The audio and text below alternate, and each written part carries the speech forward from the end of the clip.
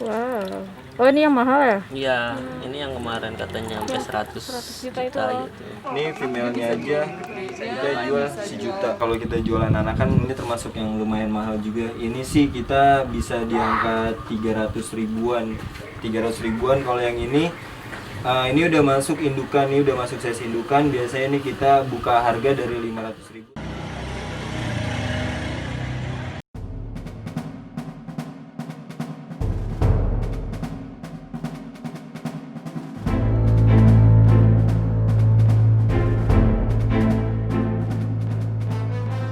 Pandemi COVID-19 membuat masyarakat terbatas untuk berinteraksi secara langsung guna meminimalisir penyebaran COVID-19. Dengan begitu, masyarakat menjalankan aktivitasnya di dalam rumah.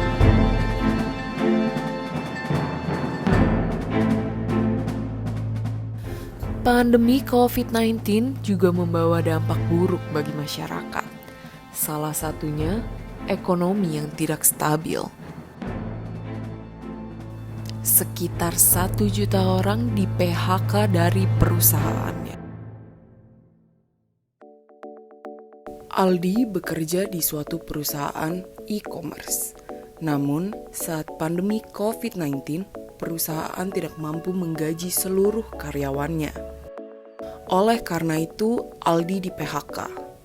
Lalu, dia terinspirasi untuk membuka usaha baru agar ekonominya bisa tetap stabil.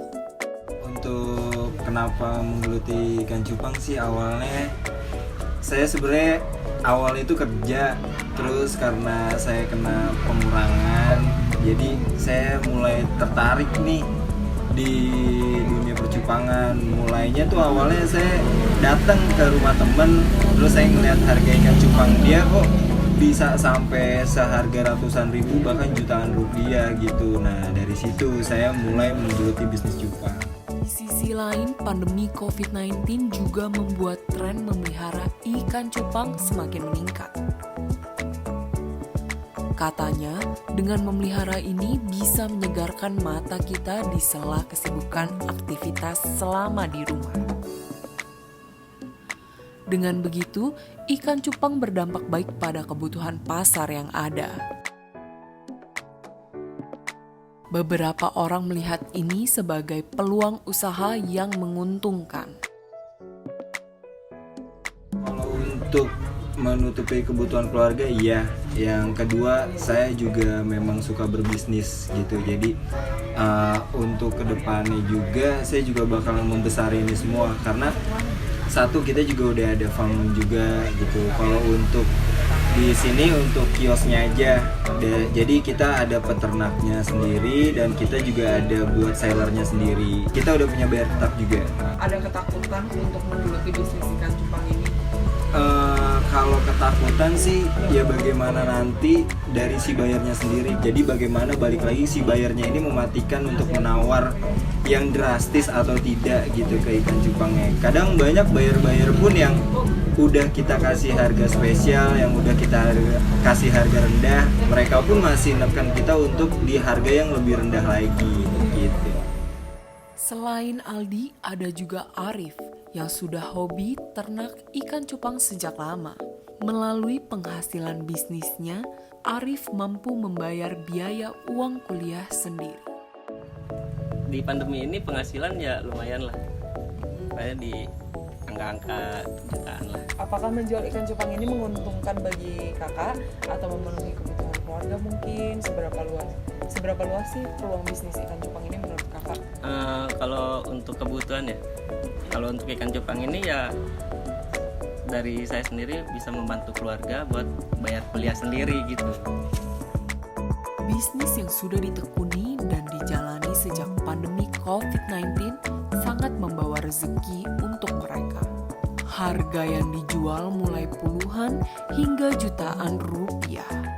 Kalau di sini kita main di plakat, ya, yang utamanya sih ikan-ikan warna seperti kayak Nemo, koi, multicolor, seperti HMPK, halmon plakat itu kita ada. Di sini kita rata-rata sih di sini untuk fokusnya ke warna sih, warna-warna multicolor, Nemo multi gitu-gitu.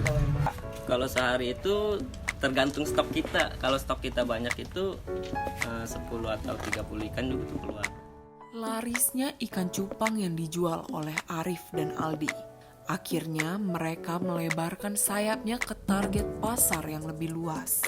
Salah satu cara yang dipilih adalah menjual ikan cupang secara daring melalui live lelang ikan cupang di Instagram mereka. Menurut saya gini, kalau saya kan di sini punya indukan. Saya di sini punya indukan dan saya breeding. Dari hasil breedingnya itu nanti kita pisahin tuh antara grade top grade, grade A dan grade B dan grade C. Nanti kita pisahin dari situ.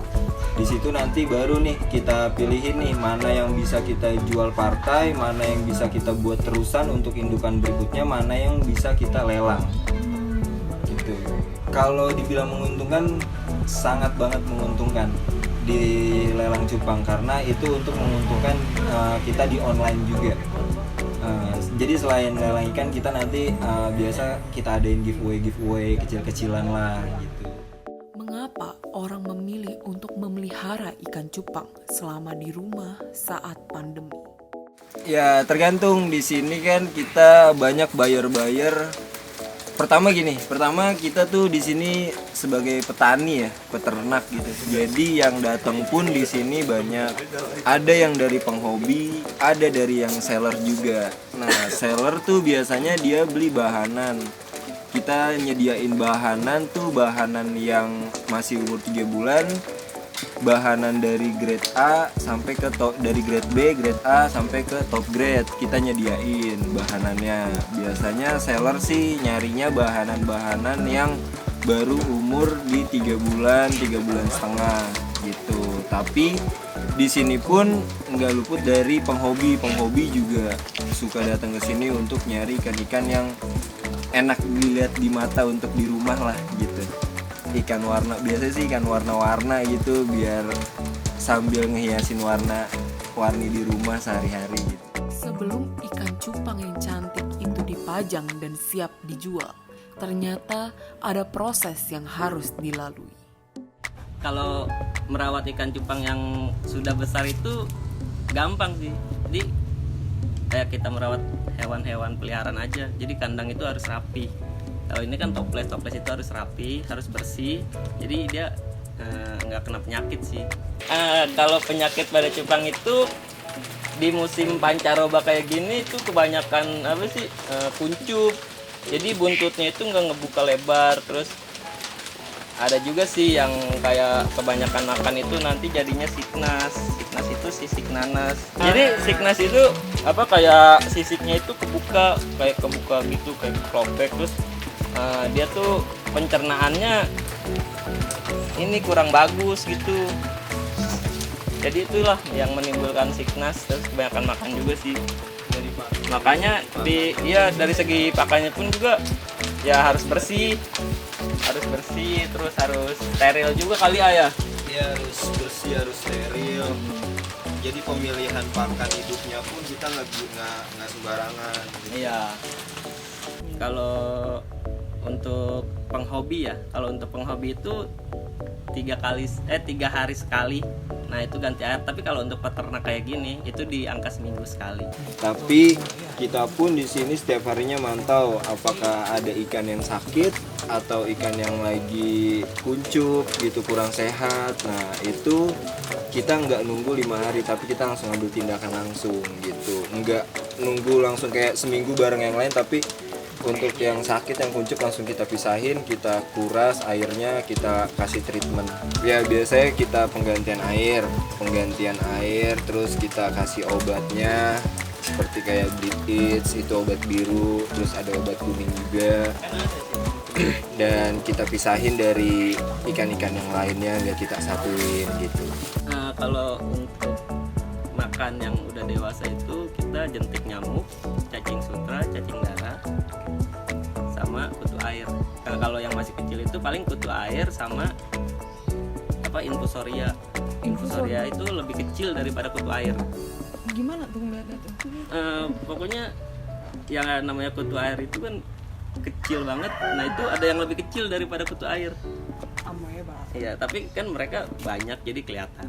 Kalau warna sih kita di sini pakai air ketapang sama garam buat turunin pH air juga. Kalau ketapang itu mempercantik warna sama pakannya.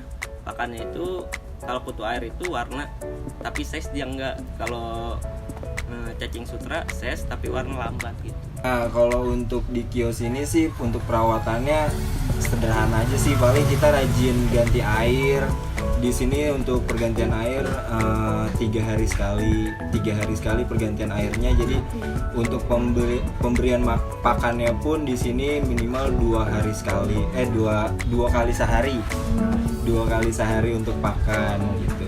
Kalau di sini pakannya sih kita pakai jentik, kutu air, terus ada bloodworm juga, sama ada cacing sutra gitu. Nah, kalau untuk burayak kita di sini kita burayak 1 bulan ke bawah itu biasanya kita masih pakai kutu air. Tapi kalau misalnya udah di atas 1 bulan itu biasanya kita pakai cacing darah atau bloodworm, cacing sutra sama jentik. Itu buat ngegedein size.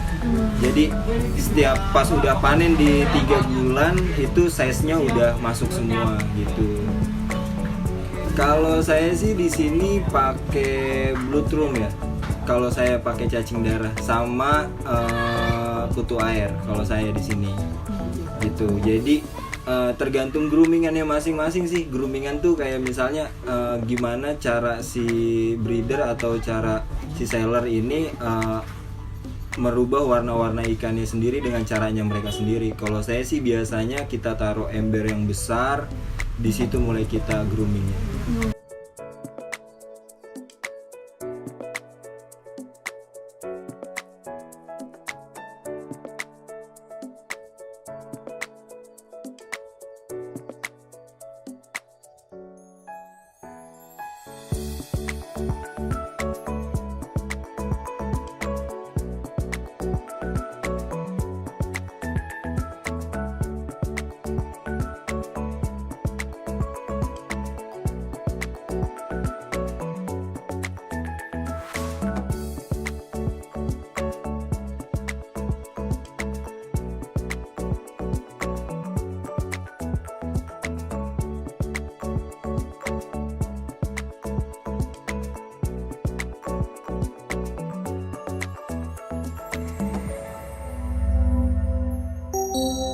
Feed